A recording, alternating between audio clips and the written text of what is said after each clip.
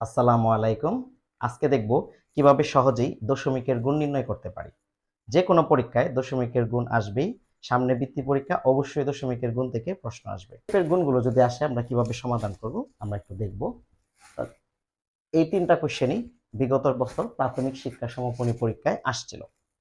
তো প্রথম কোশ্চেনটা 1 এবং 1 এই দুইটা গুণ করলে কত হবে? 1। এরপর দেখব দশমিকের পরে কয়টি অঙ্ক আছে। এখানে কয়টি? একটি, 2, 3 অর্থাৎ টোটাল 3টি অঙ্ক আছে। তাহলে 1 সহ অর্থাৎ 1 লাস্টে হবে, এটা শিওর। এটাও রাইট, এটাও রাইট, এটাও রাইট, এটা হবে না, কারণ 1 লাস্টে থাকবে। এরপর হচ্ছে দেখব দশমিকের পরে কয়টি অঙ্ক আছে এখানে? 1, 2, 3 অর্থাৎ 1 সহ দশমিকের পরে 3টি অঙ্ক যেটাতে আছে এটাই রাইট অপশন। 1, 2, 3 তার মানে এটা রাইট উত্তর। এটা দেখেন হবে না, কারণ কি আমি বলছি দশমিকের পরে 1, 2, 3টা অঙ্ক থাকতে হবে। এখানে কয়টি আছে? দশমিকের পরে 2টি অঙ্ক আছে, এটা হবে না। এখানে কয়টি অঙ্ক আছে? দশমিকের পরে একটি, এটাও হবে না। এরপরের কোশ্চেন 3 আর 3 গুণ করলে কত? 3 3 9, 3 নং কত? 27। এখন আমি দেখব দশমিকের পরে কয়টা ঘর। 1, 2, 3, 4, 5, 6 অর্থাৎ 27 সহ, অর্থাৎ 27 বা 27 সহ দশমিকের পরে 6টি গড় যে অপশনে আছে এটি উত্তর। তাহলে আমি দেখি 2700 1 2 3 4 এখানে নেই। 1 2 3 4 5 এটা হবে না। 1 2 3 4 5 6 এটাতে আছে 1 2 3 4 5 6 অর্থাৎ 27 সহ দশমিকের পরে কয়টি ঘর থাকবে? 6টি ঘর থাকবে। তাহলে এখানে এটা রাইট। এরপর হচ্ছে আমরা যদি দেখি 0.1 0.1 0.1 আচ্ছা এর মানে কি? তিনটা 1 গুণ করলে কত হবে? একই হবে। তার মানে এটা হবে কি দশমিকের পরে কয়টি অঙ্ক আছে? একটি, দুইটি, তিনটি। তাহলে দশমিকের পরে 3টি অঙ্ক কোথায় আছে? লাস্টে 1 এবং দশমিকের পরে 3টি অঙ্ক 1 2 3 তার মানে এটা রাইট। আমরা একটু দেখি এটার উত্তরটা কি হবে। 0.1 0.1 0.003 আচ্ছা 3 এর সাথে 1 গুণ করলে কত? 3, তার সাথে আবার 1 গুণ করলে কত হবে? 3। তার মানে এর অপশন উত্তর হচ্ছে 3। এখন দেখব দশমিকের পরে কয়টি অঙ্ক আছে? 1 2 3 4 5 6 তাহলে দশমিকের পরে কয়টি অঙ্ক? 6টি, 3 সহ তাহলে একটি, দুইটি, তিনটি, চারটি, পাঁচটি, 6টি আর একটা দশমিক। তো এখানে সামনে একটা শূন্য বসাই দশমিকের অবস্থানটা স্পষ্টভাবে বোঝার জন্য। আমরা যদি এই অঙ্কটা সলভ করি তাহলে যদি আমরা দেখি এটার উত্তর কত হবে? 6 দোকানে কত? 12, 12-র সাথে 1 গুণ করলে আবার 12ই হবে এটার উত্তর। তাহলে এখানে দেখি দশমিকের পরে কয়টি অঙ্ক আছে? 1 2 3 4 5 6 7 তাহলে 1 2 3 4 5 6 7। এখন আমরা দেখব কিভাবে নিয়ম অনুসারে আমরা অঙ্কগুলা করব একটু বড় করে। এখন তোমরা যদি এটা বুঝে থাকো তাহলে 5 এবং 7 এই দুইটা তোমরা সমাধান করে কমেন্ট বক্সে উত্তরটা লিখো।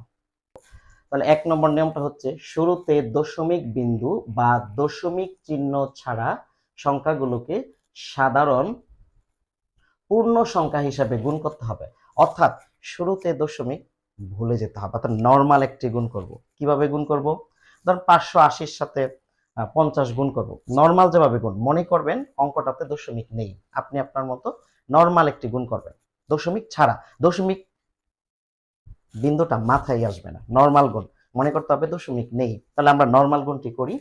আচ্ছা আমরা একটা গুণ করি, সেটা হচ্ছে 4 একে 4, 4 4 16, 16 6 হাতের 1, 4 দোকানে 8 আর 1 9, 3 4 কত? 12, 2 একে 2, 4 দোকানে 8, 2 দোকানে 4, 3 দোকানে 6, 4 8 7 হাতের 1, 4 আর 2 6 আর 1 7 7। আমরা যদি এটা বৃত্তি পরীক্ষা 2025-এ আসছিল 3 দোকানে 6 3 0 0 3 একে 3, আশা করি এই কাজটি সবাই পারবেন। তাহলে এখানে সবগুলো অঙ্ক আমরা কি গুণ করেছি। এখন পরের স্টেপটা খুব গুরুত্বপূর্ণ, গুণ্য এবং গুণক। আমরা জানি গুণক এটা গুণ্য এটা গুণক, বা এটা প্রথম সংখ্যা এটা কি দ্বিতীয় সংখ্যা।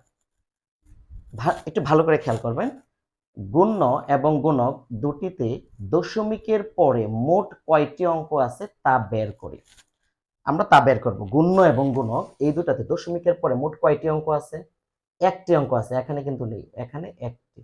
এখানে কয়টি অঙ্ক আছে টোটাল? একটি দুইটি, অর্থাৎ দুইটি অঙ্ক আছে।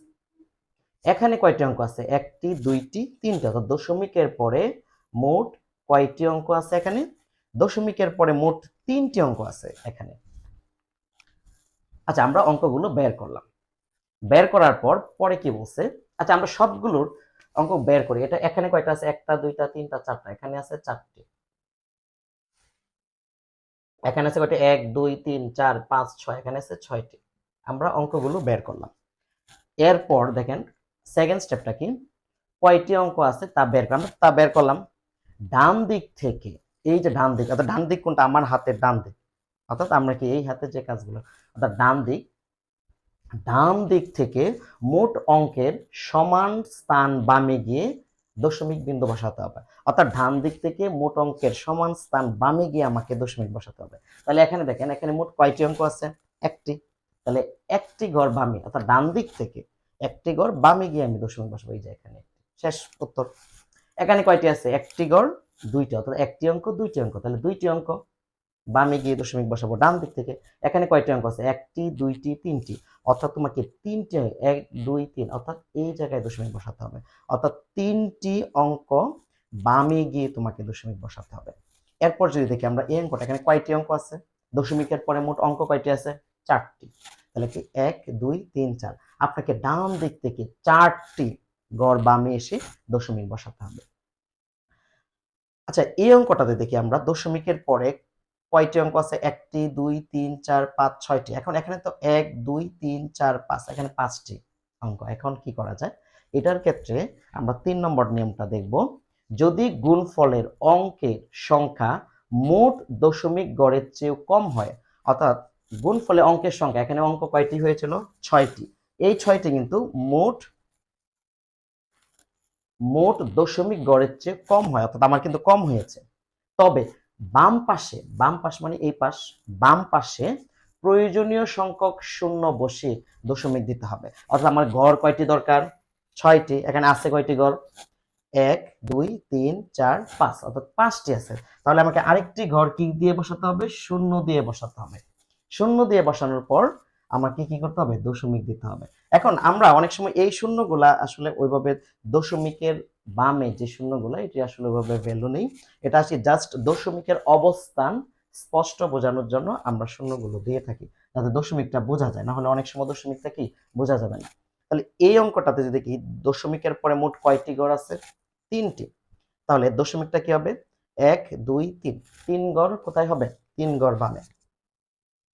আচ্ছা, সেম অঙ্ক, আপনার কাজ হচ্ছে শুধু দশমিক বসানো, আর কোনো কাজ নেই। নরমাল গুণ করবেন, শুধু দশমিকটি বসিয়ে দিলেই আপনার অঙ্ক সমাধান হয়ে যাবে। আমরা যদি দেখি এই অঙ্কে মনে করেন দশমিকটা এখানে নেই, তা দশমিকটা অন্য জায়গায়, এখানে দশমিক আছে, এখানে এখানে আছে, তাহলে কি দশমিকের পরে মোট কয়টি ঘর হইতো? 2টি। তাহলে এটা দশমিক কোথায় বসতো? 1 2, এই যে এই জায়গায়। ঠিক আছে? ধরেন এই অঙ্কটাতে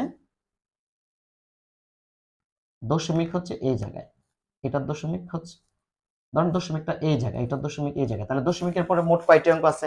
একটি, দুইটি, তিনটি। তাহলে 1 2 3, এই যে এই জায়গায় বসে দশমিক। তাহলে এই শূন্য দেওয়ার প্রয়োজন নাই, দশমিকও দেওয়ার প্রয়োজন নেই। কি ক্লিয়ার? কোনো কারণে এই অঙ্কটাতে যদি দশমিক এই জায়গায় থাকতো, তাহলে কোথায় বসতো দশমিক? এই যে বাম, কয় ঘর আছে? 1 ঘর। তাহলে আপনাকে 1 ঘর বামে বসাতে হবে, ডান দিক থেকে। হিসাবটা কোন দিক থেকে আসবে? ডান দিক থেকে 1 ঘর কোথায় বসাতে হবে? বামে। আমরা যদি এই অঙ্কটা যদি একটু খেয়াল করি, দেখেন এখানে যদি দশমিক, এখানে নেই, ধরেন দশমিক আছে এই জায়গায়, এখানে আছে এই জায়গায়, তাহলে দেখেন তো দশমিকের পরে কয় ঘর? 1 2 3 4 5, আমার ঘর কয়টা আছে? একটা, দুইটা, তিনটা, চারটা। আমার কিন্তু আরো ঘর প্রয়োজন, কয়টা? 5টা। এই যে এখানে শূন্য দিবেন, এখানে দশমিক, এই দশমিকের অবস্থান বোঝানোর জন্য এখানে একটা শূন্য দিতে হবে। আচ্ছা, আমরা যদি এই অঙ্কটা দেখি, ধরেন দশমিকটা এখানে আছে, এনে দশমিকটা এখানে আছে, তাহলে দশমিকের পরে মোট কয় ঘর আছে? 1 2 3 4 5, 1 2 3 4টা, আমাকে আরেকটা দিতে হবে। অর্থাৎ একই অঙ্ক, কিন্তু আপনি দশমিক বিন্দু কোন জায়গায় আছে এটার উপরে মিন করতে হবে। আমরা যদি এই অঙ্কটা দেখি, ধরেন এই অঙ্কটাতে দশমিক 1 2, ধরেন আমি দশমিকটা দিলাম এই জায়গায়, এই অঙ্কে দশমিক দিলাম কি এই জায়গায়। তাহলে দশমিকের পরে মোট কয়টি অঙ্ক আছে? 1 2 3 4 5 6 7টি। তাহলে মোট কয়টি আছে? 7টি। তাহলে আমার কি ডান দিক থেকে 7 ঘর বামে আসতে হবে। 1 2 3 4 5 6 7, অর্থাৎ আমাকে এই জায়গায় বসাতে হবে। আশা করি আপনারা বুঝতে পেরেছেন। আরেকটি অঙ্ক করব। এই কোশ্চেনটা প্রাথমিক শিক্ষা সমাপনী পরীক্ষা 2016-তে আসছিল। 0.1 0.01 0.001। তাহলে যে কৌশলটাতে কিন্তু আপনার 2-3 সেকেন্ডে হয়ে যাবে। তাহলে আমরা একটু দেখি। তাহলে 0 1 1 1 এই তিনটা 1 গুণ করলে কত হবে? 1। তাহলে দশমিকের পরে কয়টি অঙ্ক আছে? 1 2 3 4 5 6টি। তাহলে দশমিকের পরে 6টি অঙ্ক 1 2 3 4 5 6 1 সহ। তাহলে অপশন কোনটা? এটা। এখন আপনি যদি এই অঙ্কটা যে নিয়মটা দেখাইছি যে বড় করে গুণ করে করে করতে চান, তাহলে দেখেন অনেকটা সময় কিন্তু চলে যাবে।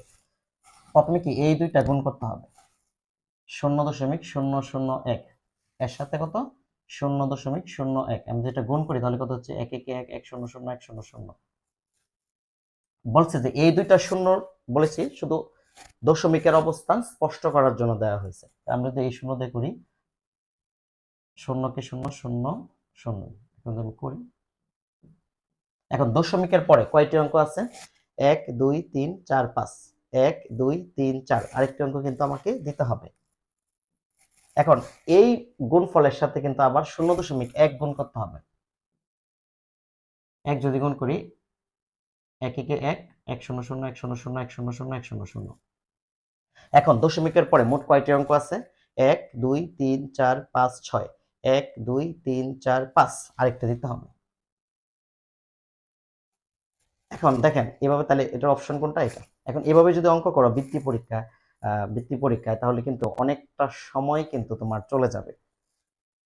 If you like the video, subscribe, follow, like, comment and share.